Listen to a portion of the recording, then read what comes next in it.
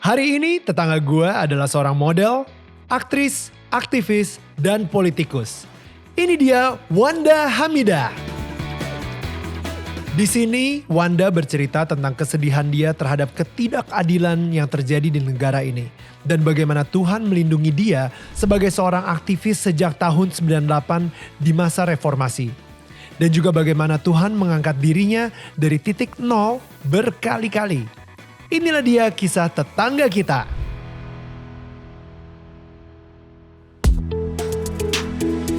Hai, ini gua Daniel, tetangga kamu. Di sini gua akan ngobrol dengan tetangga gua tentang perjalanan hidup mereka dari kacamata spiritual di saat mereka mengalami situasi tidak pasti dan kekhawatiran, sampai bisa kembali bangkit menjadi orang yang lebih kuat dari sebelumnya. It's gonna be very exclusive and inspiring. Oke, tetangga-tetangga gue, sebelum gue akan introduce tetangga kita hari ini, gue pengen ngasih tahu dulu kalau misalnya lo suka sama merchandise atau baju yang gue pakai sekarang ini, yaitu official merchandise-nya dari Daniel Tetangga Kamu, lo bisa langsung ngecek di Tokopedia kita, langsung aja cek DMN official merch, search di situ, dan kalian bisa langsung ngedapetin this thing. Atau lebih gampang lagi, lu tinggal langsung aja scan QR code atau ini nih yang ada di sini, di daerah sini. But anyway, langsung without further ado, this is Wanda Hamidah. Apa kabar Mbak Wanda? Hai, baik, alhamdulillah. Thank you so Apa much. kabar? Thank you so much. Very good, very good. Kita benar-benar tetanggaan banget, tapi untuk ke studio ini jauh ternyata. Kita berdua harus pergi jauh ya, padahal dekat rumahnya. Padahal dekat banget rumahnya gitu kan.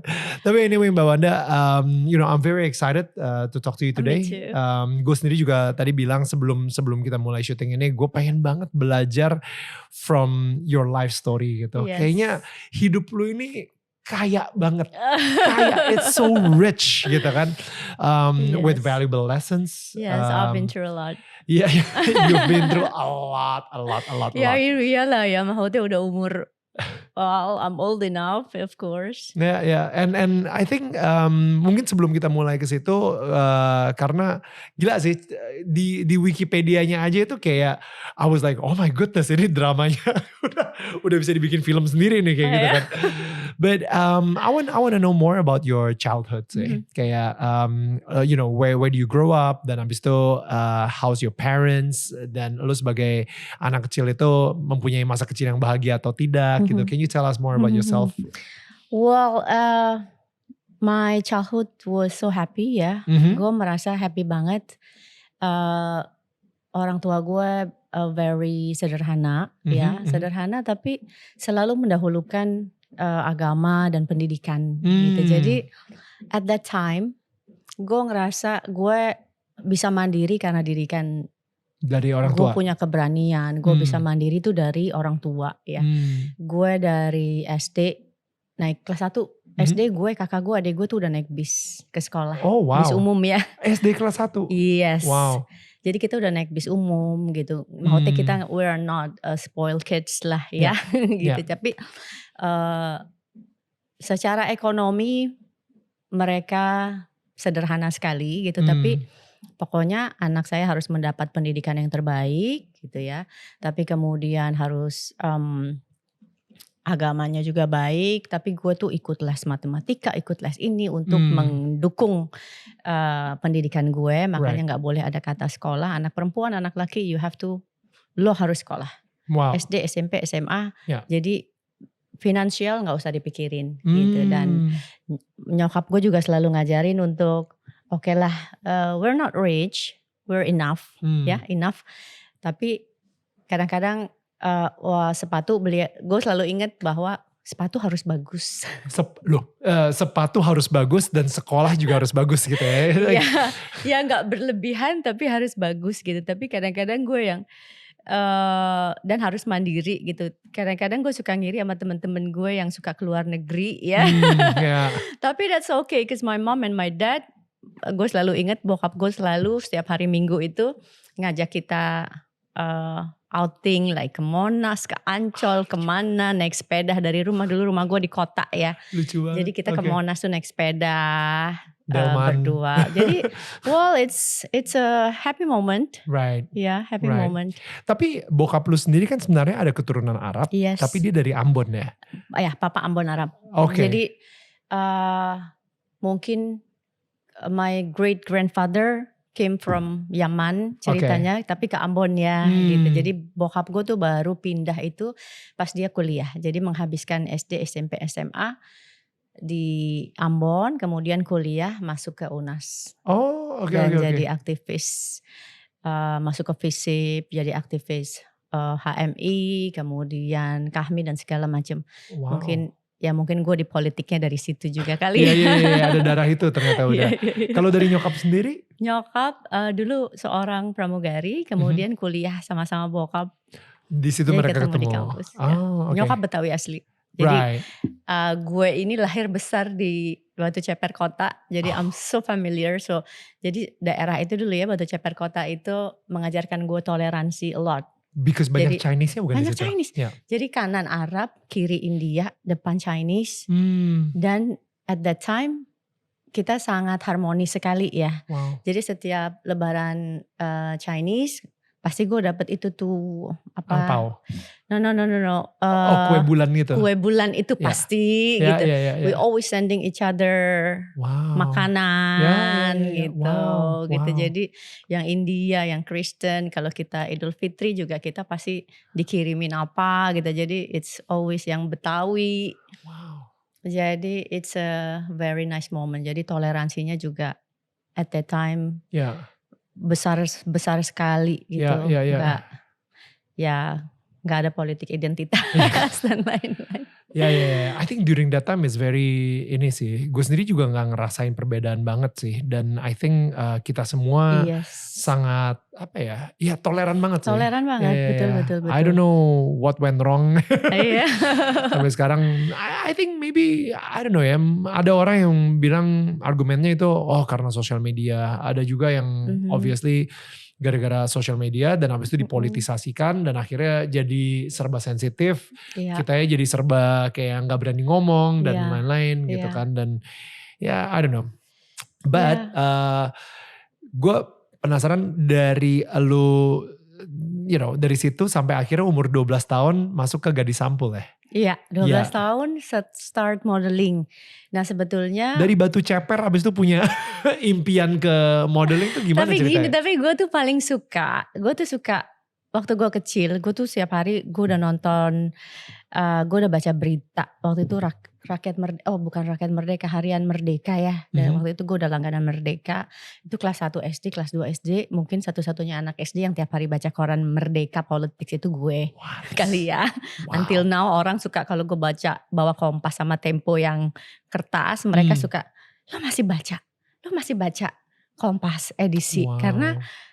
Karena itu gue dari kecil it's like bukan tradisi ya, jadi kebiasaan kalau gue nggak pegang, walaupun sekarang ada digitalnya, kalau gue nggak pegang something, nggak ada yang kurang gitu. Jadi gue tetap langganan sampai sekarang. Gue langganan Kompas, langganan majalah Tempo dan lain-lain. Itu karena habit gue dari kecil. Itu sih, terus udah gitu balik ke modeling. Terus gue juga suka nonton Dunia Dalam Berita. Jam 9. Ya. Lagunya kayaknya gue masih ingat. Jadi dari berita politik dan diakhiri dengan pasti ada entertainmentnya tuh. Di entertainmentnya gue selalu ngelihat catwalk Paris segala. Jadi kalau ada Paris ada fashion show, nyokap gue langsung Wanda sini cepetan come down. Ada fashion show di TV gitu. Jadi gue wow keren. Wow. Okay. Jadi somehow karena ya dreams big ya, karena dari kecil tuh gue udah senang politik, baca koran, jadi kayak semuanya dapet gitu ya Allah maha baik ya. Right. Jadi apa yang dari kecil gue pengen jadi presenter TV. It's so keren banget ya, kayak lo bisa, you are there. Gitu lo, konflik apa pertama kali pasti lo yang bacain, keren dong maksud gue. Lo bisa, kalau gue masih nunggu TV, kalau mereka udah tahu beforehand. Right. Kemudian juga gue ngeliat in the same time nonton berita entertain, gila keren banget ya itu all the models with the nice clothes and everything gitu. Jadi itu gue kecil SD umur 7 ya. Tapi kemudian wow, lama-lama semuanya I can be part of that. Ya. Gitu. Jadi 12 tahun gue jadi modeling. Jadi gue kalau ditanya orang artis-artis, kamu main sebetulnya dulu main film, nggak main film sama nggak main sinetron, tapi aku lebih di modeling. Gitu. Mulainya dari model majalah. Karena gue pendek, gue jadi apa namanya kecantikan, Cover girl, jadi suka kecantikan, cover and everything. Waktu umur 12 tahun kelas 1 SMP, I remember ada temen nyokap, Mbak Nining, Mbak minta foto Wanda dong. Aku mau kirim, ada temanku di majalah mode. Nggak lama fotonya dikirim, kita bikin foto-foto, dikirim ke majalah mode. Nggak lama kemudian tes foto, 1 minggu kemudian foto pertama gue adalah foto cover langsung majalah mode. Wow. Tahun 89 bulan Mei, gue posting di Instagram tuh ada. That's my first cover. Wow. My first pemotretan langsung di cover, like wow. Kayaknya every girl's dream gila. Your face is all over. Setiap lampu merah, my face. Maksudnya ya beda ya, kalau dulu kan kayak wow, terus ada biodata, ada interview gitu. The excitement is wow, keren banget gitu, semua mimpi anak-anak. Jadi gue mulai dari modeling dari situ, kemudian ke seluruh majalah sampai gue karir modeling gue juga udah oke lah. Kalau udah iklan Lux. Kalau udah masuk kelas 2 SMA, gue inget gue cover majalah Dewi. I think I'm the youngest. Usia segitu udah masuk cover majalah Dewi. It's a big achievement buat karir modeling gue. Terus kemudian juga abis dari situ lanjut tuh presenter, music apa segala macem sampai kuliah dan lain-lain. Dan waktu kuliah itu, jadi kadang-kadang orang confused, are you a politician, are you a doctor, are you a activist gitu. Nah, darah gue darah aktivis sebetulnya, makanya ketika masuk kuliah. Tapi packagingnya model. But I'm doing it, gila gue seneng di modeling, gimana dong. Tapi it's my blood, it's activist gitu. Jadi I cannot help it ketika gue masuk kuliah dengan situasi politik yang gue harus turun ke jalan. Iya sih, itu gila dan sih. I have to speak up my mind gitu. Jadi sebetulnya dari dulu tuh gue suka protes ya. Maksudnya menurut gue kalau ada sesuatu yang gak benar, yang salah, yang gak adil, yang terutama menurut lo gak manusiawi, you have to say it, you have to speak up gitu. Gue diajarin untuk speak up, gue diajarin dari kecil untuk membela diri gue terhadap kezaliman-kezaliman. Gue diajarin bokap untuk lo harus stand up gitu, untuk paling gak kalau lo gak bisa bela orang lain, lo harus stand up for your right, for yourself gitu. Jadi dari kecil gue diajarin itu, sehingga kemudian ketika kuliah ya di era Orde Baru gue ngerasa ini gak bener nih gitu ya. Tahun 98 tuh ya? Otoritarianisme is not right nih gitu. Sampai orang gak boleh baca buku, gak boleh ini, gak boleh itu gitu. Ya udah gue bergabung ke situ. Dan pada saat itu juga sebetulnya tawaran sinetron gila-gilaan ya. Waktu itu ada Multivision and everything. Gue inget gue gemeter ketika masuk ke kantor Pak Rampun Jambi, ditawarin sinetron 300 episode gue yang. Oh my goodness. 300 apa 600 episode yang. Wow. Terus gue diskusi sama Mom, I wanna go to school gitu. Gue tahu ketika gue tanda tangan nanti gue gak bisa. Right.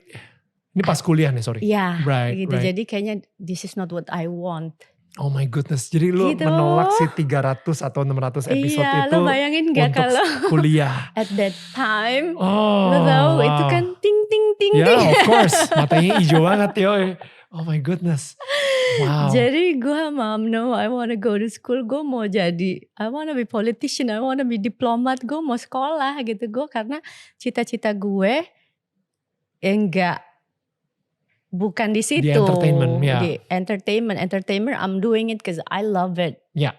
Tapi it's not what I want to be gitu. Jadi ya lo seneng lah entertainment, you have your own money, lo bisa bayar kuliah lo sendiri, lo bisa bayar sekolah lo sendiri, lo bisa beli nggak apa-apa, nggak merepotkan orang tua kan, seneng ya gitu. Tapi gue tuh bukan tipe orang yang mau rumah mewah, I Hmm. want to ride a new Mercedes-Benz or Ferrari or Hmm. jadi gitu. Jadi gue orangnya yang biasa aja, cukup aja, tapi gue mau sekolah, gue mau cita-cita gue ini. Jadi kalau kemudian gue lulus kuliah, gue masuk pekerjaan pertama gue Metro TV. Mhm. I remember gaji pertama gue 4 juta sebulan. Kalau lu bilang kalau lu syuting sinetron 300 episode tuh ya. sebulan tuh Satu berapa bulannya itu, episode ya? Oh my goodness. Gitu jadi Oh my tapi goodness. I love doing it gitu Hmm. dong. Kadang-kadang itu yang nggak bisa gimana ya susah bicaranya Gak gitu bisa dihargain dengan duit ya.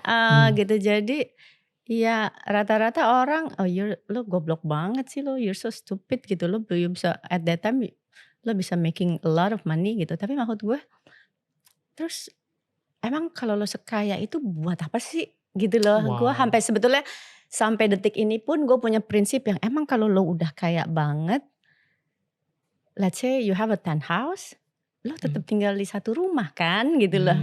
You have a 10 cars, lo gak bisa pakai 10-10-nya in the same time kan gitu. Maksud gue why you need more than why you want more than what you need gitu. That's good.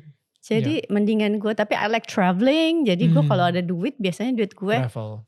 Gue jalan-jalan ke Eropa at my 17 tahun gitu. Gue ke Amerika, gue bisa, I love traveling yang bisa menambah wawasan gue gitu. Jadi well that's a story. Pas di Metro TV sendiri akhirnya lu jadi anchor atau? Yes. That's like you know waktu SD kelas 1 lu ngelihat dunia dalam berita and then you became. Makanya you know. Gitu gue like really dreams come true banget. Jadi Tuhan tuh maha baik gitu. Jadi pelan-pelan karena gue I focus on that, I wanna be that. Gue 12 tahun udah modeling, yes I walk in the catwalk a little bit gitu kan. Terus gue diluluskan, kayaknya Allah tuh maha baik. Gue dikabulkan semua yang gue inginkan gitu secara, tapi it's not easy ya maksud gue. Maksudnya kan gue melalui banyak step untuk bisa ada di posisi itu. Jadi sampai detik ini pun gue gak percaya sesuatu yang instan. It's a long process. Gitu sampai gue kemudian di Metro TV jadi anchor. And then gue masih ingat sih pertama kali Metro TV tayang tahun 2000 jam 12 siang. Yang lain kan kayak Najwa Shihab, Kania gitu, banyak presenter yang mereka udah duluan di dunia itu ya, Sandrina Malakiano yang mereka udah duluan. Agak gambling juga naruh gue pertama kali tayang karena it's my first experience kan. Dan langsung jadi anchor. Langsung 12, jadi pertama kali tayang se-Indonesia jam 12 siang tuh presenternya gue. Jadi Metro siang jam 12 yang begitu selesai yang semuanya nangis gitu. Jadi terharu juga karena it's my first time gitu. Dan alhamdulillah like thank God no mistake. Dan pertama kali kita on air. Jadi itu pengalaman yang luar biasa sih. Lo ngeliput demo, lo ngeliput pengadilan, nunggu. Jadi itu kayak lo gak cuma anchor kan, gue mesti belajar ngedit, gue nungguin narasumber segala macem, gue mesti ngetik naskah sendiri, ngedit videonya. You produce the show. Gue denger sih kayak kalau saya di Metro itu you do everything. Yes, not just read gitu. Gue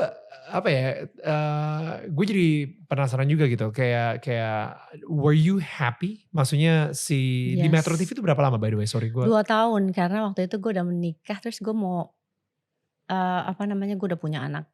Gue hamil. Dan gue kayaknya gak tega pas anak lahir gue masih kerja. Right. 9 to 5 gitu. Jadi I want a longer time with my baby. Gitu. Dan maksudnya pas lagi itu pas melahirkan sih gue berhenti.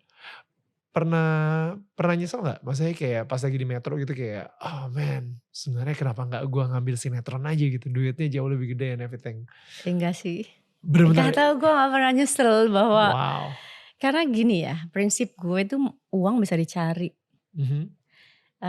Pengalaman gak?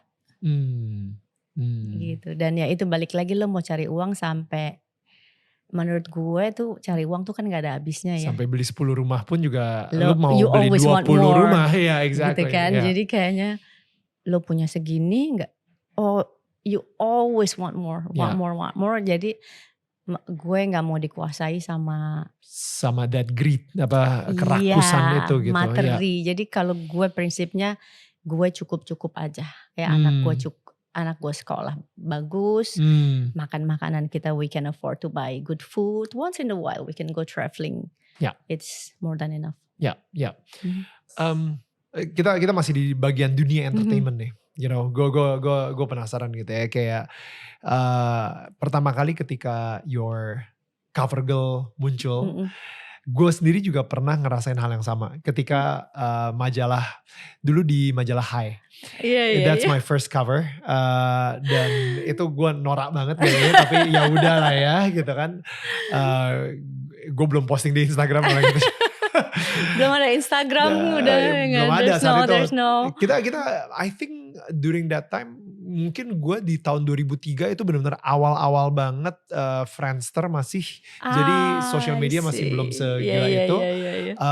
Tapi at the same time kita masih ngerasain tuh kayak majalah fisik. Sekarang kan udah majalah digital semua gitu kebanyakan. Sekarang kan. gak seru, Sekarang udah gak seru gitu. Orang-orang juga it's tough lah gitu. Udah majalah tuh jadi sunset business banget. Tapi banget. Kita sempat ngerasain kayak banyak book stand, tiba-tiba ada muka kita. Happy banget Ji. Me too. Gue sampai beli 20 kali. Habisnya bilang ke abangnya, bang ini saya loh bang.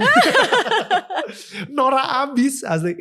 But what I realize is setelah 1 bulan, udah bukan muka gue lagi. Iya, cepet. Right? Atau bahkan yang majalah yang keluarnya cuma 2 mingguan gitu, atau semingguan. Nah, you know, have you ever thought of that? Kayak misalnya ketenaran itu ternyata nggak bisa long lasting itu. Sangat. Right? Tapi mungkin karena tujuan lu bukan ke arah tenar, tapi lebih ke politisi misalnya dan lain-lain. You don't. What do you think of fame? Sebetulnya I don't really like the fame ya. Okay. Sebetulnya gue tuh nggak pernah bermaksud untuk jadi lebih tenar, terkenal dan lain-lain gitu. Jadi tapi I can't help it. Sebetulnya it's not my intention to be terkenal apa segala macam. Makanya gue sebetulnya kalau nggak terpaksa bicara, gue lebih baik nggak. Gue kadang-kadang ya kalau kalau gue nggak terpaksa bicara, gue lebih baik. Kalau gue nggak terpaksa tampil, gue lebih baik nggak tampil. Atau gue kalau nggak terpaksa ngomong, gue lebih baik nggak ngomong. Tapi kayaknya gue tuh orang yang harus di dalam certain condition yang gue harus ngomong gitu loh. Dan maksud gue, kita lihat ya model-model saat itu, lu berangkat Gadis Sampul tahun, gue gak tahu tahun berapa. Ya 90s, 90-an. Right? Dan mereka sekarang kemana? Like, you know what I mean? Like, yang saat itu modeling sama lu, mereka sekarang kemana? And yet you're still here. Dan bahkan, you know, Twitter lu bikin heboh. Twitter gue bikin heboh, Instastory gue bikin heboh. Instastory lu bikin heboh. Tapi gue gak bermaksud gitu. Cuma kan gue tuh orangnya yang gak bisa nih, salah nih. I just have to say what I have to say. But what I'm saying is, media loves you. You know, ada apa ya, bisa nggak semua orang ketika dia nge-tweet sesuatu digubris, dan lu jadi spotlight malahan. You know what I mean, like ketenaran itu bukan sesuatu yang, kalau misalnya gue sempat nanya sih, gue sempat ngobrol sama Tuhan gitu kan, gue bilang kayak, wah Tuhan, you know, thank you banget for this fame gitu, dan dia bilang, well, you know, lu tenar tuh bukan karena kehebatan lu loh. You know, lu tenar tuh karena gue kasih as a gift. Jadi gak semua orang tuh bisa tenar. Padahal, you know, kalau misalnya kita ngomongin model, yang lebih tinggi dari lu berapa banyak. Yang lebih cantik dari lu, yang lebih fokus dan mati-matian, kerja keras, dia diet, dia cuma makan 1 french fry setiap hari supaya dia bisa kurus gitu. Tapi you get the fame. You know what I mean? Like, jadi kadang-kadang tuh gue ngerasa, sebenarnya ada purpose-nya lagi, kayaknya ada tujuan kenapa Tuhan itu membuat kita terkenal Yes. untuk sebuah tujuan. Apalagi Yes. karena dia tahu nih ciptaannya dia ini nih, Wanda itu mempunyai hati yang sangat kritis dan nggak bisa diem kalau misalnya ngelihat ada seseorang ditindas gitu misalnya atau ada ketidakadilan di dunia ini. Lu mungkin ya kalau misalnya siapalah yang ngomong mungkin gak digubris, Iya. tapi kalau lu yang ngomong Iya, true. media bakal nengok. Iya, gue merasakan itu sih. Jadi pertama nggak tahu kenapa, well, it's a blessing juga ya bahwa I'm still survive dari tahun 89 sampai tahun sekarang Ya. gitu. Tapi ya itu tadi semuanya everything happen for reason gitu. Jadi mungkin ya sebetulnya like I said sebetulnya gue juga menghindari Spotlight. fame yang Ya. spotlight yang menurut gue well I'm so not banci tampil gitu ya. Ya. Banci tampil enggak banget gitu apalagi gue nggak main film sinetron apa segala macam. Well I did it just aku baru main itu sebetulnya orang nggak tahu, orang taunya oh kamu bintang film, enggak lagi gue cuma modeling lagi gitu. Tapi sebetulnya gue terjun baru 2 tahun terakhir ini ketika gue istirahat sejenak dari politik. We'll talk about it later. Yeah, sure. Nah balik lagi bahwa memang gue merasa bahwa lo ada purpose-nya gitu. Yeah. Fame ini gue kasih lo ada purpose-nya gitu. Yeah. Everything happen for reason, ada hikmahnya bahwa ya itu kali tadi mungkin gue punya popularitas supaya gue bisa I can speak up for the silent. Yeah. Untuk orang yang gak bisa bicara gitu. Jadi semoga gue bisa bicara apa yang ya kan gak semua orang punya kesempatan dan kesempatan bicara itu didengar, apalagi mengenai ketidakadilan yang dihadapi mereka sehari-hari. Karena sekarang ini kan keadilan itu mahal buat orang yang nggak punya akses, nggak punya power, nggak punya uang. Betul. Itu mahal sekali buat mereka. Betul. Gitu. Dan I criticize that a lot. Ya, if you can read gitu, bahkan dengan ancaman-ancaman undang-undang ITE, that's a lot gitu. Dengan ancaman-ancaman masuk penjara tuh juga. Tapi toh maksud gue gini loh, tapi kan gue udah mengambil resiko itu dari tahun 98 ketika gue turun ke jalan. And I want to talk about it, Ya kan, jadi at that time sebelum Soeharto jatuh kan suasananya udah panas menyeramkan banget gitu. Jadi memang kalau dibilang keberanian gue and I'm a risk taker gitu. Ya kadang-kadang itu bisa menjadi benefit, tapi kadang-kadang juga gue merasa juga gue terlalu berani at that time sehingga gue kadang-kadang gak mikirin. Sekarang gue I'm more sensitive gitu ya. I'm more sensitive kadang-kadang waktu itu gue kok berani banget ya sehingga waktu dilarang bokap nyokap gue, no you cannot go, ini udah ada korban 4 tapi I have to go back mom, my friends die gitu. Oh my goodness. Gila. Saya sampai dikunciin loh pintunya gitu sama nyokap gue supaya gue gak keluar di hari kedua penembakan. I was there and then hari kedua kan gue udah pulang, gue dikunciin dong, no please don't go out lagi, ini suasana masih I have to, mama malu loh kalau sampai nanti aku manjat. Things like that tuh yang gila ya, gue berani banget gitu ya. Kalau sekarang waktu itu sih gue merasa biasa aja. Tapi sekarang gue punya anak gue yang I know. What the hell was I thinking? Kayak what the F gitu ya. Kalau if my daughter do that to me, I'll die. Lu yang ngunci, lu kuncinya pakai 5 gembok gitu. Ya kalau gue gak bisa ngunci, gue ikutin loh. I'll follow you around. Tapi seriously, maksudnya gitu. Jadi gue baru ngerasa sekarang, oh my god, gue apa sih ini gitu. 98 lagi bakar-bakaran, semua lagi pada heboh-hebohnya, banyak yang I was there. pemerkosaan dan lain-lain. And then like I saw model, body. Gue lihat temen-temen gue yang ditembak mati, yang mayatnya dibopong and everything.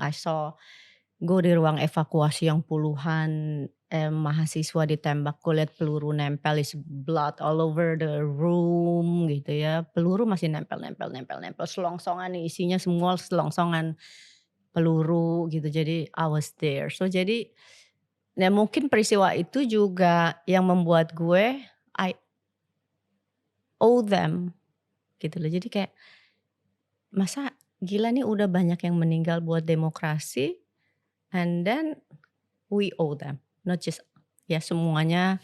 Kalau enggak kan nggak ada demokrasi ya, walau demokrasi kita sekarang masih Belum belum sempurna. sempurna dan we going backward actually gitu. Tapi nggak apa-apa, nggak itu nggak akan terjadi tanpa Tanpa pengorbanan. mereka. Jadi kayaknya kita semua berhutang lah sama pahlawan reformasi dan semua yang meninggal pada saat itu, baik ditembak, dibakar, kemudian diperkosa dan lain-lain.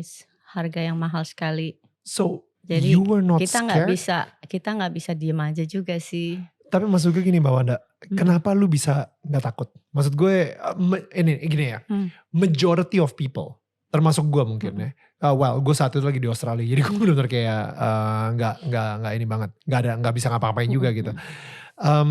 Majority of people, mereka lebih mendingan play safe. Dari dulu sampai hari ini pun juga majority udah pasti play safe. Tapi kenapa lu bisa berani knowing the risk? Resiko yang pertama, lu cantik dan dengar kalau banyak yang diperkosa. Lu turun ke jalanan dan dengar banyak yang ditembak sampai meninggal. Kenapa lu masih berani juga? What is the motivation atau the drive behind it? Dan maksud gue, apakah lu ngerasa dengan ada lu di situ, lu bisa membawa perubahan? Tiba-tiba lu bisa berkoar-koar dan media lebih ngedengerin lo gitu. What was the main motivation untuk lu bisa berada di situ saat itu di tahun 98 di kerusuhan? Apa ya, gue nggak tahu kenapa gue punya keberanian sebesar itu sih. I think until now. Tapi ya kalau sekarang ya udah, ya tentu prosesnya sekarang. Kalau dulu memang gue nggak mikir banyak. Gue hanya berpikir bahwa ya of course pertama I wanna change ya. Change itu kan it's not only masalah ekonomi, kesejahteraan, tapi waktu itu masalah freedom of expression, gitu, freedom of speech. Waktu itu kan nggak ada ya. Gue punya kebutuhan itu, gitu, dan gue nggak happy kalau kita nggak bisa bicara dan berekspresi atas kejadian-kejadian yang nyata ada di negara kita, gitu loh. Jadi dan maksudnya balik lagi ke filosofi hidup sih. Sebetulnya purpose hidup kita balik lagi apa sih? Lo mau bermanfaat untuk orang or just playing safe aja? Yang penting ya kita tinggal nunggu ajal aja. Kita tunggu. Atau enggak mikirnya nanti ada yang ngurusin kok, dan itu bukan gue. Kayak misalnya ada ketidakadilan di satu tempat, ya udahlah pasti nanti akan ada yang ngurusin. Nanti gue ngikut aja siapa yang menang. Kalau Buya Hamka bicara, kalau hidup sekedar hidup, kalau hidup sekedar untuk makan, monyet juga bisa. You know? Burung dilepas pagi dia keluar dengan rezeki. Kalau lo cuma hidup sekedar cari makan atau cari aman, everybody can do that, gitu. Tapi purpose apa memang lo cuma mau itu aja, and then apa lo cuma mau begitu, yang penting lo selamat dan keluarga lo selamat, but then you see everybody suffer, and then is it okay with you, gitu. Itu sih. Gitu, karena ya at that time juga gue gak merasa kekurangan. Ya secara ekonomi we're fine, we're good gitu. Tapi secara politik, freedom of speech dan apa, gue merasa gelisah. Gue ketemu purpose sampai hari ini of life. Dan lu masih pegang si purpose itu? Iya. What is it? Untuk bicara yang benar gitu ya, dan melawan ketidakadilan untuk kemanusiaan sebetulnya. I like that. Gitu, jadi Pancasila kelima ya? yang wall yang mulai tergerus. Sekarang kan orang udah mulai, sebetulnya gini loh, orang udah mulai takut loh ngomong bener Daniel gitu. Dan gue kecewa banget gue dan sedih banget ketika orang udah nggak berani ngomong yang Benar. benar gitu. Karena Dan takut dijulitin ya sama netizen. takut dijulitin, takut playing safe, Ya. takut diciduk, takut kalau gue ngomong benar, gue nggak mau berhubungan sama penegak hukum. Gue I'm too scared to. Kalau kok kayak sekarang kalau bener lo takut sih gitu. Orang-orang yang bener takut, apa jadinya negara ini, apa jadinya dunia ini kalau lo bener terus lo takut gitu loh. Karena kita udah ngeliat kan case studinya di mana orang bener akhirnya ditekan sama penguasanya. Itu dia. Dan di Tapi Indonesia itu masih terjadi. masih there's a lot, apalagi ada undang-undang ITE. So how Jadi can kayak dulu kalau lo inget masalah, gue ngomong asuransi yang viral ya. Ancaman, hati-hati loh mbak ngomong. Gitu, jadi undang-undang ITE ini kan banyak, lo kok ngomong kok lo salah, yang banyak Gray contoh area. kasus ya yang ibu-ibu komplain about hospital, Hmm. terjerat, masuk Hukum. penjara. Ya. Jadi gue bingung nih kok lo ngomong bener, lo masuk penjara, something wrong ini dan ini harus Ya. dilawan. Lo bayangin negara ini gimana kalau orang yang takut bicara ketika dia bener apa jadinya. Jadi semuanya penuh kebohongan, penuh kemunafikan dong gitu ya. Jadi kalau yang salah, jadi orang kalau kita nggak berani bicara yang bener, jadi semua yang salah dianggap bener. Gitu. Dan itu terjadi juga ketika gue viral di Remember Paris Fashion Week. Ya. Itu kayak lo ngomong yang bener, tapi lo jadi yang dibenci. Gitu. Jadi what is going on to the world gitu, yang sehingga gimana lo bisa menjustifikasi dan mengglorifikasi kebohongan. Lo you know what it feels gitu. Dan sebetulnya itu nothing to do with me gitu. Cuma gue kok ngerasa gila lo ngebohongin Indonesia. And then you feel all right, and then you feel fine, and then everybody justifikasi itu. Kayak lo baca ceritanya H.C. Andersen yang Baju Baru Sang Raja. Oke. Di situ kayak Please tell the story. iya, jadi ada ini raja, ada dua orang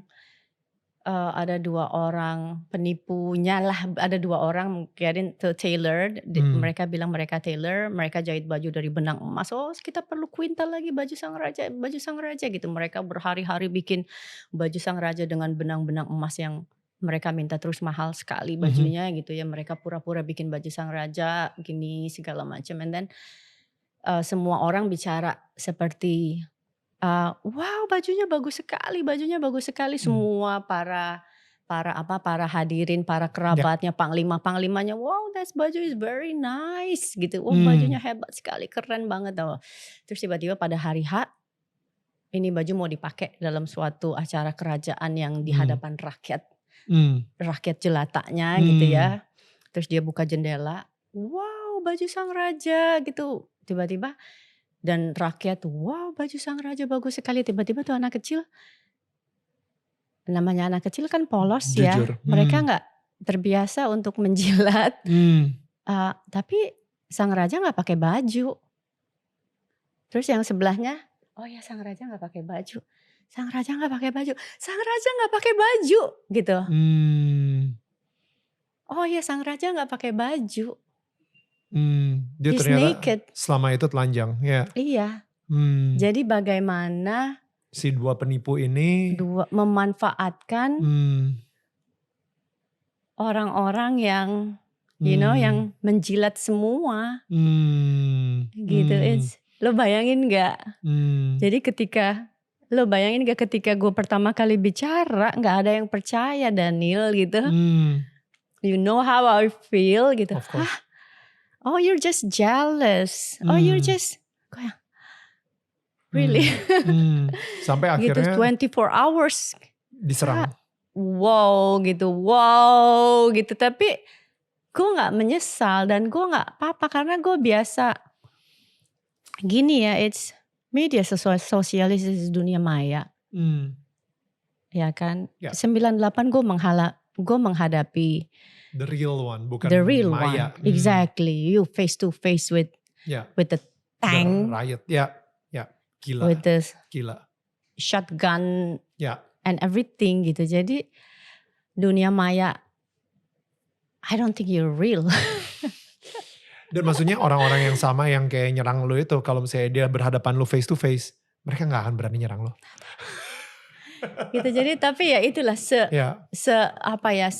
ya kalau kita diem aja, gue hanya kasih example ya, analogi yang mungkin sama ya. Kira-kira kalau lo diem, kemudian lo gak mulai ngomong apa yang benar, apa yang salah, lo gak mulai against yang ada kemanusiaan, lo gak based on that, lo diem aja ada ketidakadilan gitu. Gue gak tahu deh, kok lo bisa, gue suka bingung sama orang yang hidupnya bisa tenang ketika dia melihat dan menyaksikan ketidakadilan di sekitar dia. Ketidakadilan di sekitar dia. Apakah dia berpikir bahwa itu gak akan affect dia? Gitu. Lo pikir kalau lo tentram sendiri, kaya sendiri, sementara orang di sekitar lo pada kelaparan, they're not gonna attack you? Wow. Ngerti gak? Lo gak bisa. Lo hidup tuh harus berdampingan gitu maksud gue. Ya. You know, Ya. kayak lo gak bisa. You cannot avoid that actually gitu. Tapi itu kasarnya ya. Sebetulnya kalau kita value-nya dari Tuhan, ya you have to share everything what you have. Karena semuanya kalau kita nilai, kita ambil hikmahnya ya. Kalau itu kan tadi kayak jeleknya ya. The negative side. Kalau positive side ya makanya di semua agama diajarin sedekah, sekedar giving. I agree Anyway. sih in this case ya. Pertama kita ngomongin si tadi Pancasila kelima, which is keadilan sosial bagi seluruh rakyat Indonesia. Tapi orang-orang sekarang mikirnya bantuan sosial untuk seluruh rakyat Indonesia. Bukan keadilan sosial. True. Bantuan sosial itu bikin orang-orang malah jadi pengemis. Mereka akan mikirin terus kapan pemerintah akan ngasih gue bantuan sosial. Tapi yang kita ngomongin adalah keadilan sosial. True. Supaya orang-orang justru ya jangan jadi pengemis dong. Semuanya punya kesempatan yang sama. Tahu gak? Jadi kalau misalnya di Injil gitu ya. Gue gak tahu apakah ini di Quran juga ada gitu. Tapi di Injil ada satu kalimat Yesus yang dia bilangnya seperti ini. Dan ini gue pengen nanya sama tetangga gue juga gitu kan. Mana pernyataan dari Yesus? Do unto others as you would like others to do unto you. Lakukan kepada sesamamu apa yang kamu ingin sesamamu lakukan kepada engkau.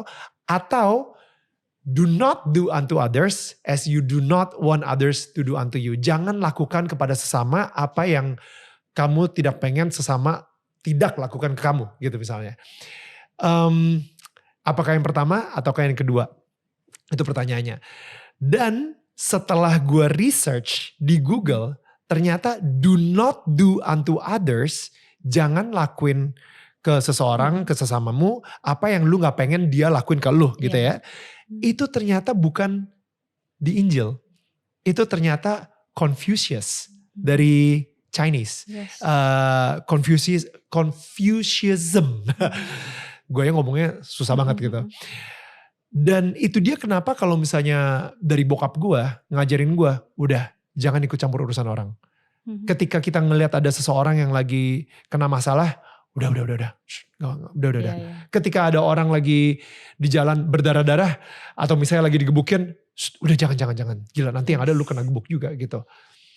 Tapi yang Injil bilang atau kata-kata Yesus itu, do unto others as you would like them to do unto you.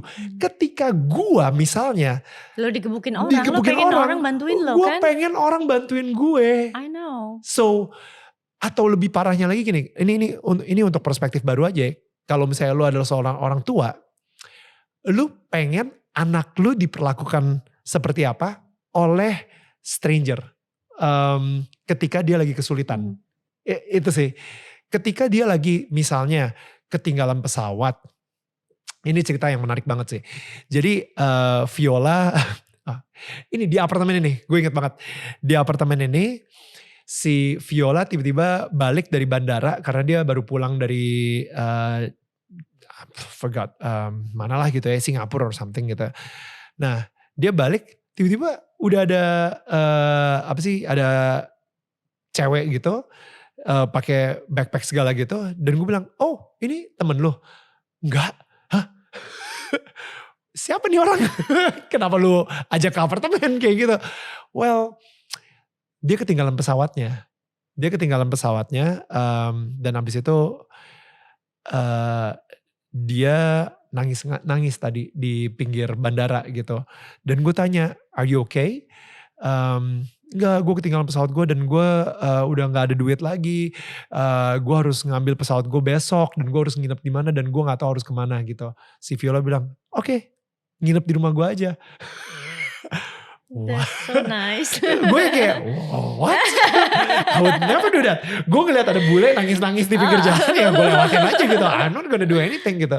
Tapi that's so nice. si Viola bilang sama gue, kalau misalnya dia itu anak lu, Yeah. how do you want anak lu ini di-treat sama True. stranger? Kayak gitu. Ketika dia lagi mengalami masalah yang sama. Wouldn't you want to do the same thing? Gue gak pernah mikir ke situ karena selama ini gue didoktrin sama bokap gue dan nyokap gue gitu ya. Kalau misalnya ada sesuatu yang tidak ada urusannya sama lo, ya udah stay away. Do not do unto others as you don't want them to do unto you. Kenapa? Kalau misalnya gue lagi ada masalah atau lagi ada urusan,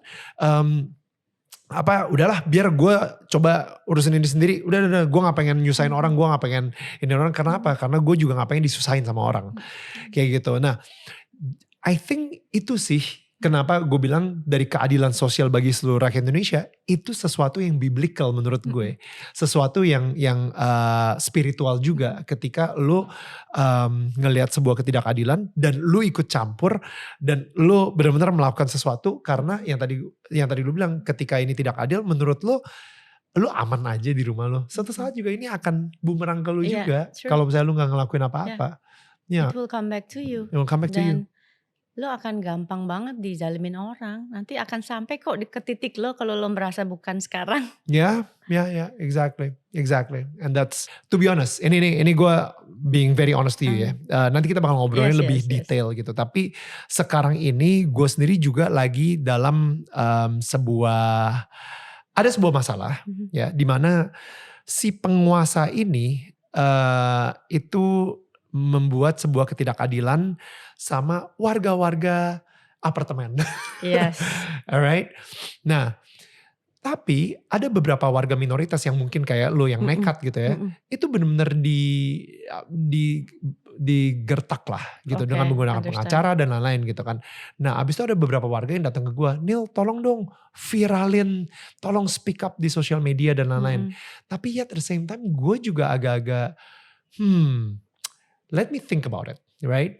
Dan ketika gue ngomong ini sama temen gue, dia bilang, wah Nil, lu harus tahu dulu nih, di backingan orang ini siapa, ini orang siapa, yang punya siapa, segala kayak gitu. Karena jangan sampai nanti ketika dia ternyata lebih kuat dengan uangnya dia bisa ngebayar ini, ngebayar itu, ngebayar dengan uang kayaknya urusan bisa selesai, masalah jadi selesai sama dia gitu ya. Dan akhirnya gua kalah. Itu kan bakal ngancurin lu juga gitu. Jadi you gotta be smart about it, Nil. Nah, akhirnya gue diem. Tapi ini baru 2 hari terakhir nih. Di hati gue tuh lagi kayak perdebatan banget gitu. Should I do it or should I not gitu. Jadi ini relate banget. Apa yang lu ngomong sekarang ini lagi kayak das. Lagi kayak you're preaching to me right now. Gini ya, kalau balik ke gue, banyak peristiwa-peristiwa yang sedang lo alami sekarang ini, it happened to me. Gitu, bahwa tindak tanduk gue itu banyak resiko. Ya termasuk gue bilang 98, resikonya gak main-main ya. Resikonya nyawa, resikonya kalau gue ketembak dan lain-lain ya. Karena kata Tuhan di Al-Quran tuh cobaan 3. Hartamu, anak-anakmu, tubuhmu. Oke, jadi ini cobaan yang sampai mati akan lo hadapi. You cannot avoid this. Kemudian cobaan itu semua ada resikonya. gitu ya. Eh, I'm sorry to say ya, apalagi untuk etnis Chinese yang minoritas buat lo, dan gue punya sahabat Chinese banyak banget. Mereka lebih takut dari gue. Lebih takut. Lebih takut untuk bicara, lebih takut untuk, ya kalau dalam sejarahnya kan memang saudara-saudara kita yang etnis Chinese kan lebih banyak penekanan ya, sehingga mereka jarang yang ada politisi karena mereka takut to speak up ya. We only have, I don't know, Ahok. Ya kan, itu satu dari sekian kan orang yang berani bicara. And look what happened to him. Ya. Right. Anyway, terus udah gitu sampai ada suatu kasus yang kemarin ya, ada suatu kasus yang kemarin gue bicara, gue minta di backup sama salah satu desainer yang untuk Chinese gitu ya, yang gue ngerasa, Bu, aku enggak deh, aku takut deh, aku mendingan gak ikut-ikutan. Tadinya dia berani gitu ya, posting di Instagram about this, terus tiba-tiba aku dipanggil keluargaku, kamu jangan ikut-ikutan deh. Karena kita punya history dari PKI bad memories, kali. Dari zaman PKI gitu kan. Sama zaman Orde Baru juga dan lain-lain gitu. Jadi di-suppress banget. Ya, tapi sebetulnya kalau sekarang ini kan gak cuma etnis Chinese yang mengalami itu. Tadi balik lagi dengan undang-undang ITE, orang-orang yang berani berkata benar, nyata, berdasar on fact and everything, you can easily go to prison gitu kan. Lo bisa di penjara walaupun benar gitu ya. Makanya that's why I wanna be politician banget untuk mencegah, untuk nggak bikin undang-undang sampah seperti ini gitu loh sebetulnya gitu. Semua sayang kok nggak kesana, mudah-mudahan. Tapi makanya gue masuk politik tuh ingin membuat perubahan. Kalaupun terlambat kemarin undang-undang ITE, kalau gue masuk politik, it's my promise untuk menggagalkan undang-undang itu. Apapun yang bertentangan dengan demokrasi itu nggak harus dilawan lah menurut gue ya gitu. Balik lagi, kalau kita itu takut ini takut itu sampai kemudian kita nggak bisa bicara jujur dan bicara benar, takut sama orang yang lebih tinggi, yang lebih berkuasa. Di atas langit kan selalu ada langit ya Daniel ya gitu. Tapi kan kita orang-orang beragama ya. We have to believe in God gitu. Kalau lo percaya, ketika jangan kita maunya apa gitu. Sebetulnya Tuhan maunya apa ya kalau gue di posisi seperti ini. Tuhan maunya gue diem apa I speak up. Wow. Gitu. Jadi sebetulnya kita tuh hidup di dunia ini, jangan pikirin keinginan kita, pikirin keinginan Tuhan gitu. Kan gue percaya kalau kita pikirin keinginan Allah, you have to believe that He will protect us. Gitu. Kadang-kadang gak ada yang bisa, percaya deh, karena gue mengalami perlindungan Tuhan dan mukjizat Tuhan itu, it's happen every day in my life. Gitu. Jadi gak sebaik-baiknya pelindung itu ya Allah, sebaik-baiknya pelindung itu Allah. Bahkan ketika lo dizalimi, lo pikir lo bisa minta tolong sama ya yang punya kekuasaan, enggak. Yang nolong selama ini, yang nolong gue Tuhan. Dengan doa lo. Ya. Gitu loh. Jadi gak usah, gue rasa kalau gue gak pernah takut berkata benar atau berkata jujur. Insya Allah, karena I believe God will protect me. Gitu, karena gak ada kekuasaan yang lebih. Kekuasaan it's up and down, berganti kok. Betul. Gitu. Mungkin orang yang zalim sama lo sekarang 2 tahun lagi it's gone. Gitu. Jadi dan semuanya juga semua kita harus sadar ya bahwa semua yang terjadi dan yang kita punya sekarang ini ya itu semua titipan. Gitu. Jadi gue percaya perlindungan Allah Subhanahu wa taala, dan gue mengalami hal itu Daniel gitu. Gue ngerasa gue nyusruk to my lowest button, nyusruk ke bawah ke titik 0 tuh berkali-kali. Dan gue ngerasa yang ngangkat gue hanya atas dengan izinnya, petunjuknya Allah angkat gue lagi ke atas gitu. gue berkali-kali ke zero point of my life gitu. Tapi ya udah, lo minta petunjuk, lo minta ampun, lo minta ditetapkan dalam jalannya, ya lo dilindungi gitu. Jadi di satu titik pernah gue bermasalah, gue pikir gue akan bisa dilindungi oleh orang-orang hebat, berkuasa, powerful yang gue kenal. Enggak. Ya. You know, enggak. Pikiran kayak kita bisa berlindung sama networknya kita gitu. Jadi selama hati lo nih masih bergantung sama manusia, lo gak dikasih jalan, Daniel.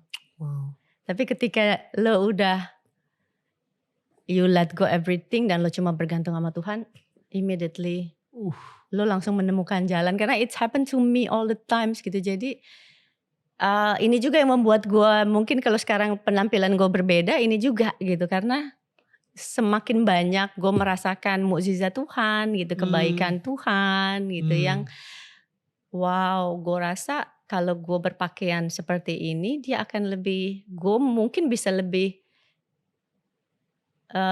membahagiakan hatinya gitu, things like that gitu ya. Apa yang gue bisa, what can I do in return gitu, karena kebaikan-kebaikan Allah yang udah banyak sekali diberikan kepada gue gitu. Jadi ya balik lagi, jadi kalau lo masih berpikir bahwa lo gak berani karena lo takut kekuasaan, lo takut masuk penjara, you will never go anywhere. Dan lo akan membiarkan kezaliman itu terus menerus terjadi. When you're shut up gitu ya, itu makin eskalasinya akan makin besar dan makin tinggi. Jangan lo berpikir bahwa they will stop. It's getting bigger. Gue selalu percaya bahwa ketika lu take a risk, di situ Tuhan bertindak. Dan disitulah juga lu akan merasakan mukjizat. Jadi I think ini adalah reminder banget buat gue. Ketika gue speak up, ketika gue ngomongin soal ketidakadilan yang sedang terjadi, ada perlindungan dari Tuhan yang jauh melebihi kekuatan si penguasa yang sekarang ini lagi ada atau berusaha membuat ketidakadilan ini sih. Thank you so much for that reminder.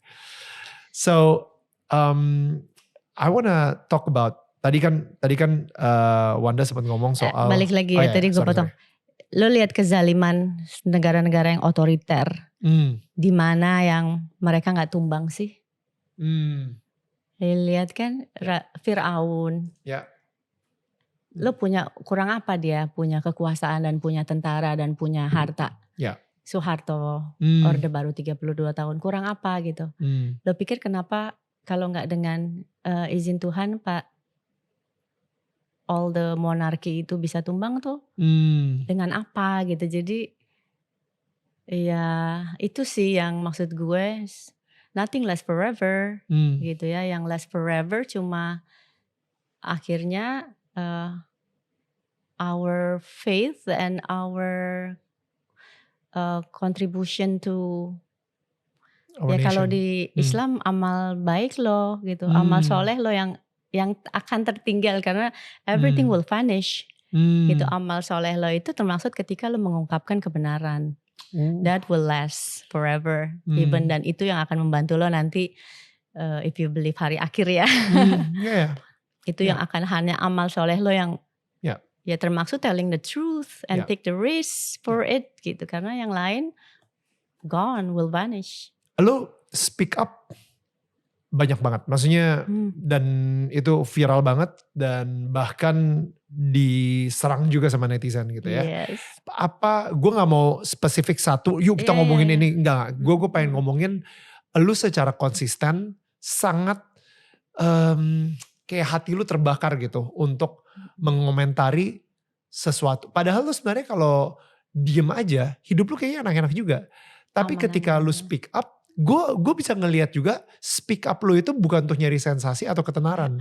Speak dan gue gak nyangka sih. Right, speak up lu itu sebenarnya untuk sesuatu yang ada hati lu, mengganggu hati lu. Nurani gue. Nurani lo, oke. As a human being. Kayak boleh tahu gak apa sebenarnya yang mengganggu nurani lo? Dari ketika Gini, menjadi gue public nggak figure? suka lihat orang dibohongin, gue nggak suka lihat orang dizalimin, gue nggak suka lihat orang dibodohi, gue nggak suka lihat orang di abuse gitu. Jadi nggak perlu terjadi dalam hidup gue gitu, karena di Islam pun gue rasa di semua agama ya is a brotherhood. Kalau saudara kamu disakiti, you feel pain juga gitu. At least you can do something about it gitu. Kalau gue ya yang gue bisa gue speak up. Kalau ada yang bisa gue advokasi, alhamdulillah gitu. Tapi kalau gue bisa speak up, I will always speak up. Yeah. Gitu. Through Jadi, your platform, the social media. Yes, gitu. Terus kemudian juga dan ketika gue speak up, nggak ada untuk sebetulnya it's not to menjatuhkan seseorang, karena nothing is personal ya buat gue gitu. Ketika gue mengkritik sesuatu, nothing is personal, tapi menurut gue gini loh, peristiwa bahwa lo memonetize ketenaran lo, tapi lo jadi apa ya namanya, give you benefit tapi merugikan orang lain, dan orang yang lo rugikan tuh orang-orang kecil dan orang-orang yang mungkin ya it's all they have gitu ya, uang yang tiba-tiba ditipu orang gitu. Kita sebagai public figure kan kita harus sadar bahwa apa yang kita lakukan itu mau tidak mau ada dampaknya buat orang yang mencintai kita ya, yang fansnya Daniel, fans aku sedikit banyak deh gitu. Pasti ada dampaknya buat mereka. Jadi kenapa kita iklannya banyak, because they trust you untuk gitu. Tapi kalau lo represent produk yang buruk, apa lo nggak merasa bersalah ketika follower lo pada beli gitu? Oke. Lu tadi sempat bilang bahwa lu udah berkali-kali masuk ke zero point of your life. What's the definition of zero point of your life? Dan lu tadi juga bilang bahwa di situ Tuhan mengangkat lu lagi, dan tidak membiarkan lu untuk tergeletak dan sampai depresi dan akhirnya mati gitu misalnya. So can you tell me about that season di hidup lu gitu? Banyak sih, banyak.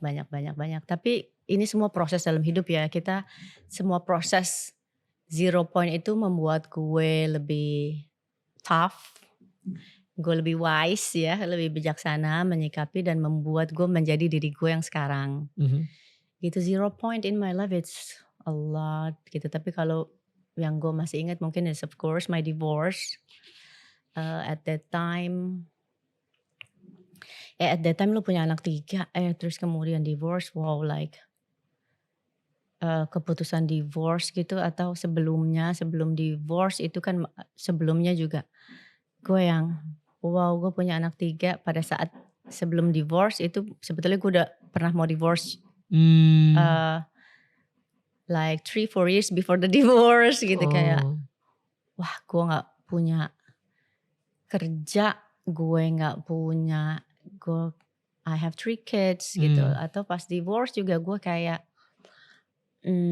how am I gonna raise the kids and everything, where we gonna stay, apa segala macam.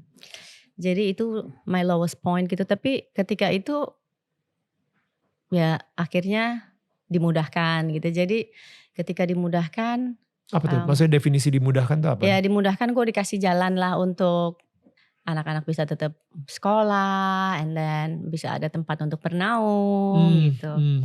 And I have a good career. Tapi di situ juga pas itu juga ada cobaan lagi. Pas ada cobaan lagi di saat proses divorce itu, di satu sisi dikasih jalan, di satu sisi gue harus menghadapi juga yang gue berpisah. Ya it's not easy karena gue anak-anak Sabtu Minggu with their father. Oh, with the jadi father. Jadi di satu sisi gue juga dan gue sebagai ibu tuh yang I'm a very possessive mother. Oke. Yang jadi perpisahan sama anak-anak itu walaupun cuma 2 hari is not easy for me. Nah at that time yang gue ngerasa wow, Sabtu Minggu it's really kalau I love people like longing for weekend, oh I hate weekend. Wow. Gitu. Karena lu bakal berpisah sama anak-anak lo. Yes. Tapi they turn out quite good. Thank God. Nah tapi abis itu gue dapat cobaan lagi. If you remember that, jadi pas weekend itu, wow, up and down ya mungkin. Remember that viral story juga yang tahun ini. bukan, Oh, it's a bukan. long time ago. Oke. During setelah gue divorce yang gue always go out and then kalau lo masih ingat peristiwa yang BNN, it happened. Oh, oke. Itu gila banget kan? Oke. Like Gila itu Itu- benar gue itu kan ada kayak itu it's the lowest point in my life juga. Oke. Ya. Tapi itu di saat Sabtu Minggu and then because I want to pass Sabtu Minggu so hard. Secepatnya. So I like to drink that time. Itu kayak pelarian lo. Yes. Hmm. Jadi gue suka just to make it quick, Ya. you know. Tapi ya Tuhan lagi bahwa at that time kayak I'm in the lowest point, ya. I'm in the very lowest point. Gila. Oh gue bisa, I can lose my kids, Ya. it's my career. Gue waktu itu DPRD. I can lose my career and everything gitu. Terus I can lose my kids. Ya gue orang yang gak terlalu takut harta karir hilang. Gue lebih takut anak-anak. Kayak tadi gitu ya. Bahwa Cobaan itu. gue bilang cobaan gue udah. Harta. Gue udah dicoba mah. Gue I don't have anything. I mean gue pekerja keras gue bisa nyari. Uang masih bisa cari lagi. Ya tapi ya cobaan kedua ya anak-anak ya. Karena my attachment to the kids is really big. Lu tadi bilang kayak lu adalah possessive mother. And the fact that kalau gara-gara itu lu bisa kehilangan anak-anak lu. Iya. Itu unimaginable sih. It's ruined me. Gila. Ya. Itu it's awaking for me gitu. Di satu sisi ya lo nyusruk parah. Ya kan. 0 point di saat yang lu mesti benar-benar lu surrender. Ya udah I have nothing else but you gitu. Tapi ketika lo udah surrender, ya lo dibukain jalan tuh satu-satu. You get your career back, you get your kids back. Tapi kan tapi dengan perubahan, makanya gue bilang proses, and then I stop drinking anymore on the weekend. Gitu. Jadi dikasih cobaan, tapi lo dikasih. Tapi mungkin kalau nggak ada peristiwa itu, maybe I will still do what I do. Setiap weekend lo melarikan diri dan ya. Memang itu harus ya qadarullah ya kalau di Islam, ya itu harus terjadi untuk menyadarkan gue. Gitu. Itu it's my 0 point, it's a big lesson. Dan di satu sisi pada saat itu lo merasa you have networking here there, nothing. Gak guna. You call here and there, nothing gitu. Bener-bener ketika lo udah surrender, ketika lo udah gak menggantungkan, lo udah gak berharap ke manusia, apapun orangnya dan apapun jabatannya, Allah yang bukain jalan. Gitu loh. Jadi gue ngerasa it's a miracle. Yeah. It's a miracle. Until now it's a miracle. Terus ada satu titik juga my biggest point juga gue pernah waktu itu gue sempat kerja, gue kehilangan pekerjaan gue yang tiba-tiba dan gue tuh gue kan gak punya tabungan ya. Gitu tiba-tiba hanya ditelepon, sorry tomorrow bla bla bla bla, bahwa lo udah gak ini lagi. You're fired. Yeah. What? Gak ada. Itu juga gue pernah di titik terendah gue juga tuh. How am I gonna take care of these kids? Ya. Gitu. Tapi waktu itu Tuhan kasih jalan juga apapun yang bisa lo kerjain deh. Gitu, makanya gue merasa hidup gue juga miracle gitu, mukjizat. Jadi kalau orang harus nggak perlu melihat laut dibelah Ya. gitu kan, ya gue udah merasakan mukjizat karena Allah maha baik yang selalu in my lowest point pun hidup gue tuh dicukupi terus dan anak-anak dicukupi, buat gue itu udah mukjizat. Jadi Ya. itu Ya. sih, dan banyak juga peristiwa-peristiwa lain yang mukjizat juga, kayak mungkin kemarin yang gue terpisah sama anak gue yang kecil ya. Malachi. Itu juga yang sebetulnya ya balik lagi di tangan Allah juga at the end gitu. Ketika lo berharap, oh enggak nih, I will win this case gini. Tapi it's not about winning. Ini anak lo yang gue refleksi banyak banget pada saat itu, yang ya kayak gue bilang ya, attachment me and the kids is gitu, bahwa ketika gue gue kajian, gue thank God sekarang gue udah larinya ke Tuhan ya. Gue larinya ke Tuhan, jadi gue banyak kajian dan tiba-tiba gue ngerasa bahwa anak emang titipan. Terus ketika gue ngomong ke Ustadz gue, it's good for you, it's good for me, what do you mean? Gitu, kenapa gue dibilang ya karena attachmentnya terlalu besar kamu dan anak, dan turn out attachment yang besar itu is not good, it's killing you. Wow. Gitu, jadi bahwa sebetulnya apapun ya, nggak cuma sama anak, sama suami, sama istri, sama orang tua, harta ya, harta is easy, maksudnya harta is tapi sama orang tua gitu misalnya, tapi sama manusia gitu, attach is the hardest, ya kan. Kayak attachment lo hanya boleh punya attachment yang paling tinggi itu to God, true God, cuma attachment lo cuma boleh ke Tuhan. Sebetulnya harta lo itu titipan, ya kan. Sampai anak-anak pun juga titipan. Anak-anak pun titipan, orang tua lo titipan, mereka cuma lewat doang gitu loh. Gitu, jadi bagus karena attachment kamu ke anak berlebihan. Gitu, ini pelajaran juga buat gue. Attachment yang berlebihan juga sebetulnya nggak bagus kalau lo lihat gitu. Mungkin ini contoh soal attachment suami istri, yang misalnya suaminya meninggal hari ini, istrinya meninggal bulan berikutnya, gitu. Ada yang kalau lo lihat pada saat COVID ya banyak ya. Suami mandiin jenazah istrinya, pas nggak lama dia sholatin dia juga meninggal. Terus kalau lo baca yang waktu penembakan di Amerika yang random, yang gurunya ditembak random itu tembakan, terus suaminya terima telepon jantung, dia jantungan meninggal gitu.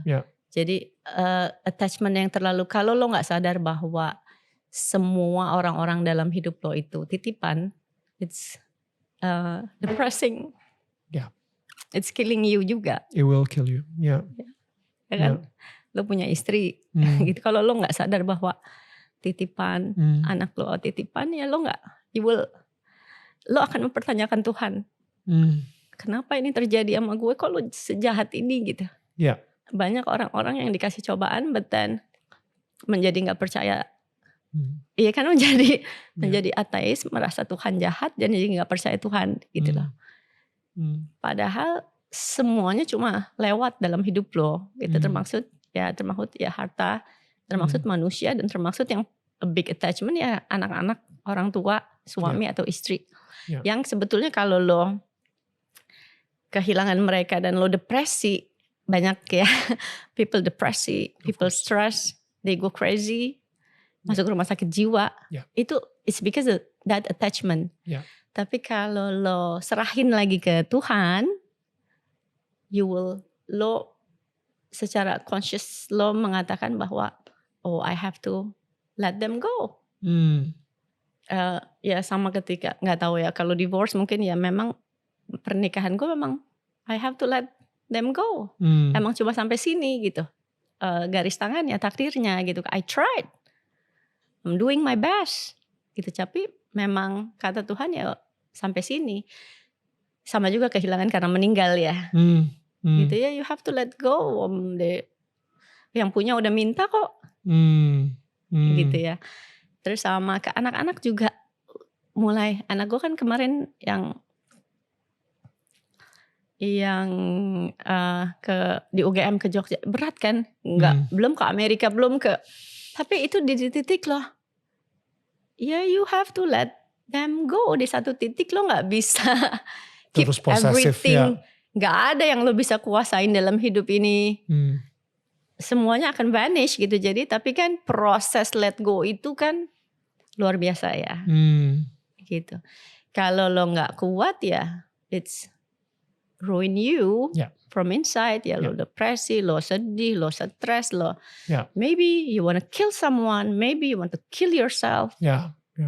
It's killing you from inside. Tapi kesadaran kita, kalau kita punya kesadaran bahwa kita bertuhan dan semuanya kembali kepadanya, you will feel lighter. Contoh kayak tadi lu ngomongin soal takdir atau qadur Allah ya. Qadur Allah ya. Lu ngomongin soal itu gue bingung sih. Apakah lu menyerah pada takdir atau lu berserah sama Tuhan? Where is the line? Ngerti gak lo? Jadi kayak lu udah berusaha banget untuk tidak bercerai. Dan gue, I don't know ya, maksudnya gue yakin lu sendiri juga gak mau cerai sampai 2 kali. Yeah, true. But yet, kapan lu tahu bahwa ini kalau misalnya gue fight lebih gila lagi, gue akan usahain mati-matian, yang ada it's Tuhan bakal marah. You know what I mean? Like where's the line? Gini, kalau di Islam itu qadarullah ya, takdir. Tapi takdir itu bukan lo gak ngapa-ngapain nunggu takdir aja dateng, kan gak juga gitu. Bahwa lo harus ada ikhtiar, ada usaha. Dan ketika lo udah berusaha, berhasil ataupun gak berhasil, ya itu namanya takdir. Dan kalaupun gak berhasil, pasti ada hikmahnya. Gak mungkin gak ada hikmahnya. Kalau lo gagal, pasti ada hikmahnya. Lo jatuh terpuruk kayak gue, kembali ke titik nol berkali-kali, pasti ada hikmahnya. Pasti itu untuk kebaikan lo juga. Dan gue udah merasakan itu ya.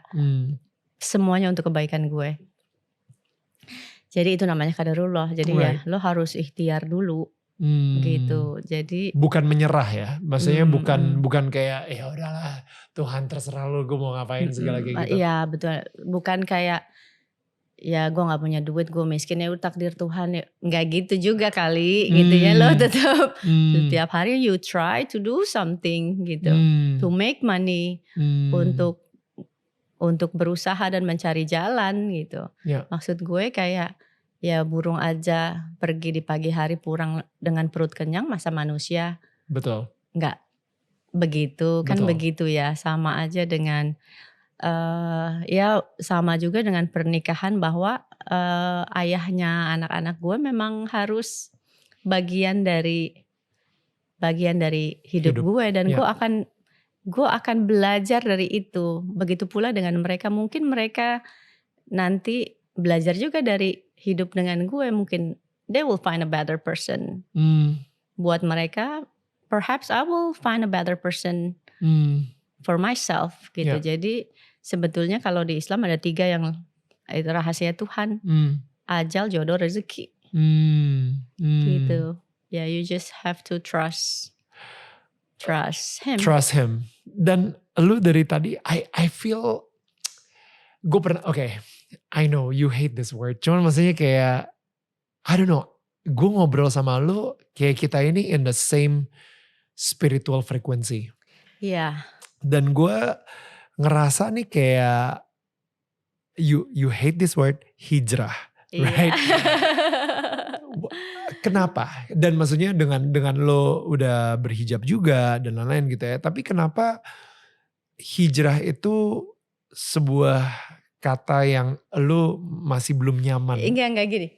Kalau secara agama, hijrah this is amazing thing gitu. Cuma maksud gue sekarang ini gue gak mau di Indonesia ini orang gampang menjustifikasi hijrah Oke. gitu. Gue mau ngomong ke orang-orang gitu bahwa hijrah itu nggak secetek, nggak sedangkal lo pakai kerudung lo dibilang hijrah. Nggak sedangkal itu, nggak secetek itu. Itu hijrah itu makna yang luar biasa. Bahwa lo hijrah mungkin secara fisik kalau nabi-nabi kita dari satu kota ke kota yang lain untuk meninggalkan kemaksiatan ya. Tapi secara psikis lo hijrah dari yang perbuatan-perbuatan lo yang maksiat, yang penuh dosa ke dalam perbuatan-perbuatan yang lebih baik yang Tuhan ridhoi ya. Tuhan berkati seperti itu kan. Nah, jadi kalau dibilang apakah Wanda Hamidah hijrah, lo jangan segampang itu menilai gue hijrah. Maksud gue menilai gue dan menilai orang lain ya gitu. Karena apakah dia ibadahnya lebih baik, apakah tutur katanya lebih baik, apakah perbuatannya lebih baik, apakah dia sudah meninggalkan perbuatannya dia yang tidak baik di masa lalu untuk sekarang, that's hijrah. Jadi lo nggak bisa dalam satu hari lo pakai hijab lo bilang oh dia hijrah, nggak secetek dan sedangkal itu maksud gue. Ngerti nggak? Jadi jangan, justru gue bukan nggak dibilang mau berhijrah, tapi jangan menilai gue dari hijab lo, penampilan gue. Nanti nilai ya nanti kalau lo melihat gue berhijrah, ucapkan dalam hati ketika lo udah bisa melihat I'm a better person. Ya. Itu sih maksud gue gitu. Jadi gampang banget orang. Karena I'm sorry to say ya, banyak orang yang korupsi. Lo kalau lihat koruptor semuanya pakai hijab ya gitu. Is it Pinangki pakai hijab gitu. Udah berhijrah belum tuh dia? Kan susah ya. Gitu. Jadi dan di media sosial kalau ada peristiwa apa tuh yang komentarnya sadis-sadis sama gue tuh yang pakai foto profil yang pakai hijab, maaf ya, yang pakai hijab semua, maksudnya there's really such, dan yang dikeluarkan kata-kata yang sangat bukan kritik, yang menghina sekali. Jadi I don't think that. Jadi nggak gampang gitu. Maksud gue pengen memberikan pelajaran bahwa kata hijrah itu sangat syarat makna yang luar biasa gitu. Jadi gak sekedar penampilan fisik lo aja berubah gitu. Tapi banyak elemen lain yang lo harus tinggalkan dan menuju sesuatu yang ridho Allah. Kalau enggak ya itu gak berhijrah sih menurut gue. Kalau lo enggak. Apakah hijrah itu berarti lo lebih suci? Apakah ketika. Nah gue tuh gak, justru gini loh, makanya gue nggak mau kata-kata hijrah itu kan nggak bisa. Sekarang banyak orang dengan kalau memakai atribut agama menganggap dirinya lebih suci. Nah itu gue nggak mau. Itu yang gue hindarkan gitu. Karena ya itu banyak juga tadi, jangan lo menilai orang dari penampilan. Karena kalau lo menilai orang dari penampilannya, lo gampang dibohongin, gampang dimanipulasi. Ya kan, Menteri Agama masuk penjara. Gitu. Jadi jangan menilai di situ. Makanya, jadi kalau bukan dari atribut lo menilai orang, gitu loh. Tapi dari perilaku dia. Gitu. Kalau masih korupsi, kalau masih bermaksiat, kalau masih berzina, kalau masih ya itu ya lo is not hijrah, walaupun penampilan lo tertutup rapat gitu. Jadi jangan mau ditipu dengan penampilan. Karena tadi gue sendiri juga udah bilang gitu ya bahwa kita ini kayak ada di the same spiritual frequency. Yes. Gue ngerasa gue ada di sini pun kita ngomongin soal Tuhan, orang-orang di sini juga pada tahu kalau misalnya di Daniel Tengah Kamu gue excited dan passionate banget ngomongin soal Tuhan gitu kan. Dan Ya, kalau me misalnya too. di Kristen atau Nasrani itu mereka suka bilang ini namanya lahir baru gitu kan. Ya, Kalau di Muslim itu hijrah. yes. Nah, gue ngerasa orang-orang ketika sudah menaruh label hijrah atau lahir baru, Berat. gue kayak mereka mempunyai ekspektasi tertentu. Dan yang terjadi sama lu ketika di tahun, beberapa bulan yang lalu ketika lu dibilang kayak ngerusak rumah dan lain-lain gitu kan. Menurut gue personally ya sah-sah aja. Lu manusia, saat itu gue ngeliat lu di artikel lu baru pulang dari syuting kurang tidur, emosi lagi kemana-mana, and as a human we do wrong, and Yeah, we are. and that's We are. human gitu. Yes. Itu adalah manusia yang lagi mencoba untuk menjadi lebih baik. Bukan True. artinya kita sudah super baik. Kita Yes. mencoba untuk menjadi lebih baik. Yeah. Dan yang gue ngeliat di beberapa artikel dan interview, lu minta maaf. Yes. Lu minta maaf. Dan Yeah. bahkan yang lebih kerennya lagi, anak lu sendiri yang menyadarkan lu untuk tidak melalui jalur hukum lah dan lain-lain gitu. Dan menurut gue, lu menjadi jauh lebih baik.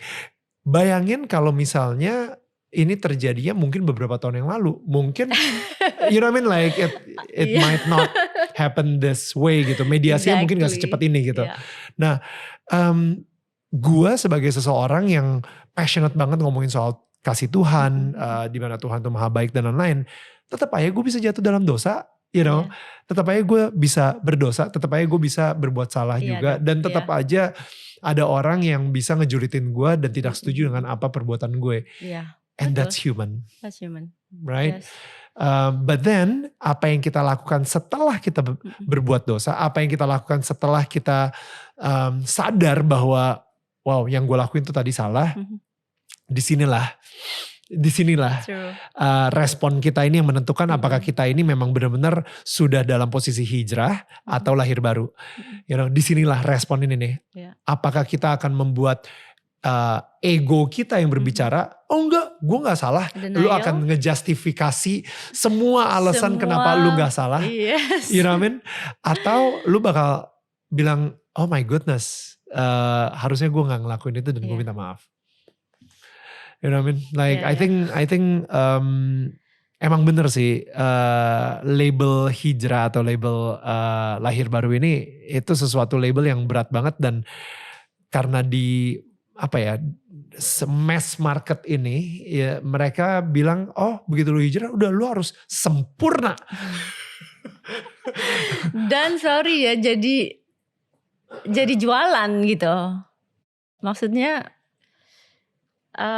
ya gue berharap orang mendapat makna yang lebih dalam dari itu gitu. Nanti dia kalau lo lihat perubahan gue, kalau gue tambah baik kan gak gampang ya ngelihat proses seseorang gitu. Jadi balik lagi bukan cuma fisik, dan di satu sisi gue menolak untuk dijudge orang, seperti gue menolak juga menjudge orang gitu. Tadi di awal kita udah membahas itu tuh, judging people gitu. Gue menolak karena di satu sisi juga menurut gue ini orang yang selalu belajar. Jadi gue gagal, gue bangun ya. Jatuh 7 kali, bangun 8 kali. Wow, ya. Gitu. Jadi gue ini orang yang selalu belajar supaya gue gak timbul rasa sombong dalam hati gue. Kalau lo udah, Wanda hijrah, sekarang dia lebih suci. Itu kalau udah ada sedikit kesombongan dalam diri lo, di agama gue itu tuh udah luruh tuh semua tuh. Ya. Ketika lo harus menganggap diri lo selalu gue pendosa gitu. Karena supaya lo try to do it better dan meninggalkan itu gitu. You try every day gitu. Kayak kalau lo ngerasa you saint, itu kalau udah ada kesombongan satu titik itu meruntuhkan semua amal ibadah lo. Kalau dalam Islam ya. Gitu. Dan Kayak kita udah merasa pinter. Kalau lu udah merasa pinter, lu gak mau denger orang lagi. Gue gak mau denger nasihat anak gue yang 16 tahun itu Betul. ya. Betul. Gitu, jadi you need people juga untuk, lo gak boleh sombong. Kalau lo sombong, lo jumawa, lo merasa paling hebat, paling berkuasa, paling pinter, paling cerdas. Itu titik lo gagal sih menurut gue. Ya. Tapi ya gue mencoba untuk terus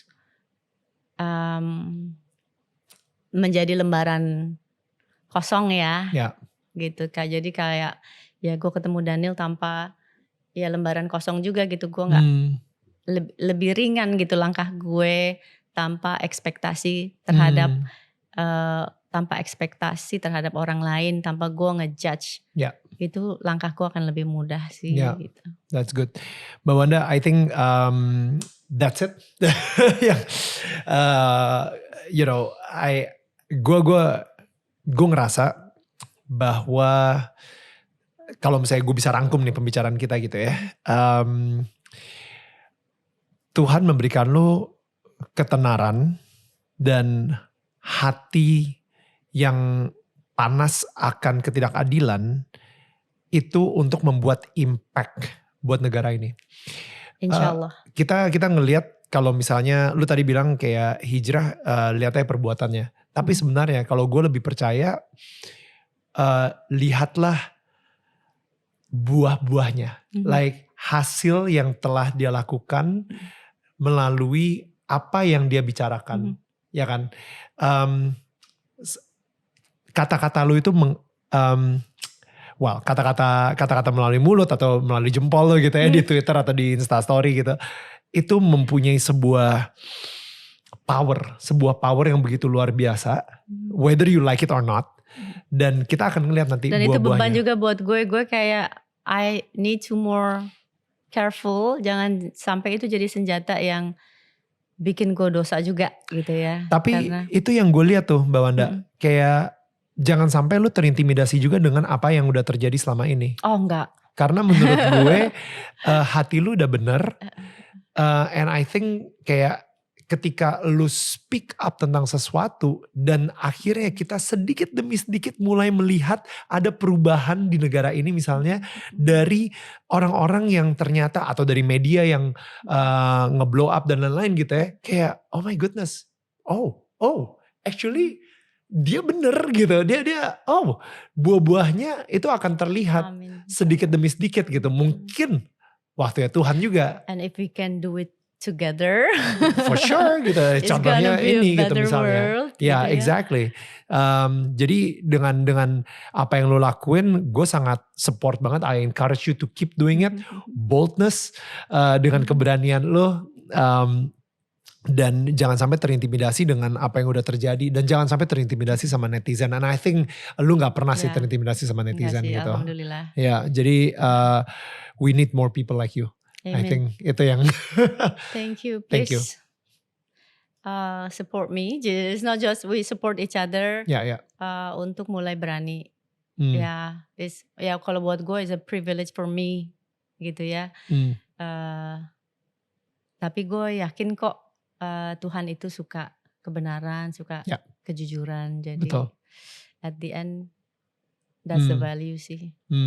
Bahwa ketika kita itu kan kita ngomong bukan untuk apa ya, bukan untuk menjatuhkan, bukan untuk hal-hal yang negatif ya. Gitu. Jadi kembali lagi semoga ya kita yakini diri kita bahwa kalau kita berbuat benar pasti He will always protect us. Ya, amin. Thank you Mbak Wanda dan ini ada souvenir dari kita. Thank you. Isinya rumah. Tetangga saling menyangga, bukan menyanggah. Oh iya. Hopefully kita bisa saling menyanggah. Kita nanti di situ ya di daerah kita itu ya di selatan. Thank you banget Mbak Wanda. Thank you so much again for coming and of course mudah-mudahan kalian sendiri juga suka dengan pembicaraan kita hari ini dan I love this conversation dan kita akan ketemu lagi minggu depan. Dan again seperti kata Mbak Wanda, tetangga saling menyangga bukan menyanggah. See you guys, bye.